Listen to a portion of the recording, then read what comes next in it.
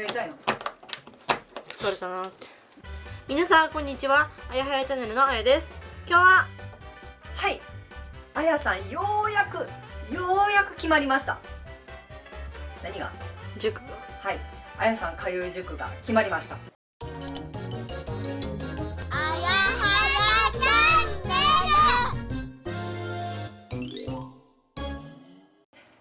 3月から悩んでようやく今塾が決まって、この間1回目のね塾行ってきました。塾選びにちょっとかかった理由とか、どんな風に塾選びをしてたのかっていうのを記録として残しておきたいと思います。ぜひ視聴者様も参考にされてください。あやさんが希望する塾は集団な塾じゃなくて個人塾。はい、個人で2対1とか3対1とかでやってるところを選びました。教科は英語。はい、英語。他の教科はなんとかできるんですけど、英語だけはどうしてもダメってことで選びました。あとは家から近い。この3つをね重点的にして調べた結果、2つ候補の塾が出てきました。あやさんがまず塾を選ぶためにやったことは何ですか？体験学習。はい、体験学習っていうやってる教室があったので、そちらに行きました。塾って電話で体験学習やりたいんですけどっていうのもあるんだけど、今ネットの社会なのでネットで申し込みしました。で2校とも同じ日の同じ時間帯に送ったんですけど、 A という塾は翌日の昼間に電話かかってきました。ただもう一つの B という塾はギリギリの日数でかかってきて、連絡遅くなりすいませんって言われました。でそのまま体験学習に行くかなと思ったんですよ。そしたら B という塾はもうすぐに今度一番最後のテスト結果持って来てくださいって言って、そのまま授業しますっていう話でした。ただ A という塾違ったよね。あやさんとママで最初行ってテストの結果を見たりとか、塾に関する話をずっとして、そういうのをあらかじめ聞いてからの体験学習でした。でしかも体験学習行く前にあやさんが今英語のどこでつまずいてるのかとか、性格診断とかそういうのをやった上で、あやさんにはこういう先生がぴったりだなっていう先生を選んでくれるってことで、さらにね体験学習前にテストがやったんだよね。はい、で万全の体制を立てて両方とも体験学習行きました。 A という塾はどうでした？ A は質問がしやすい。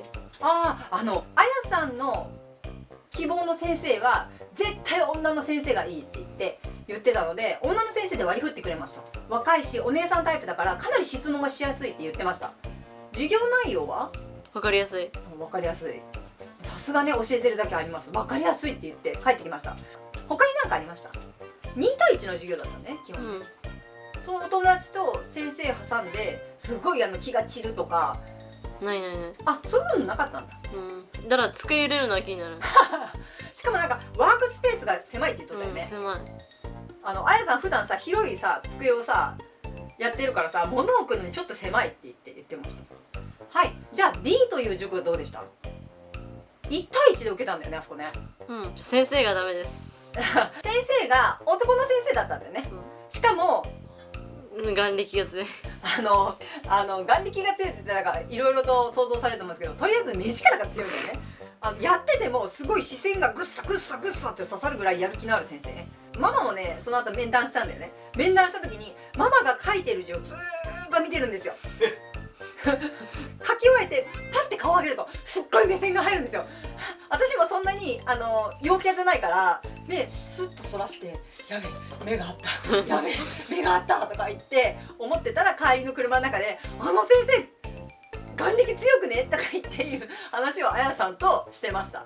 でも両方ともいい先生ではあったよね。分かりやすい先生ではあったんですけど、一番最後には質問がしやすいっていう風にあやさんが言ってた A の塾に通うことになりました。その後からが大変だったんだよね。実はね A の塾いろいろね問題がありまして、あやさんにとって毎度おなじみのことですが、ちょっとプチショックなことがあって「ママちょっと見てよ!」とか言っていうことがありました。はい、何ですか？名前間違えられました。一番最後の授業の時にそれを気づいて、付箋で「すいません娘の名前が間違っています、今更ですけど申し訳ありません」って言って付箋貼ったんだよね。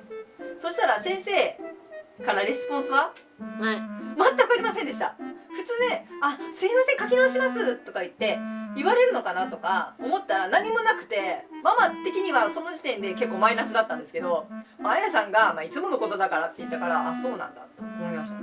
あと体験学習前に、もしここの塾に入るならば何曜日の何時ぐらいがいいって言ってたんだよね。あと確実に女性の先生がいいってリクエストしてたので、体験学習はあやさんの通いやすい時間帯で事前にやってた性格診断でぴったり合うだろうっていう女の先生をセレクトしてもらったんですよ。あやさんその先生どうでした？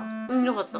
めっちゃ良かったんだよね。だからぜひその先生にお願いしたいって言って連絡したら、その先生人気がありすぎて希望する時間では取れませんって言われました。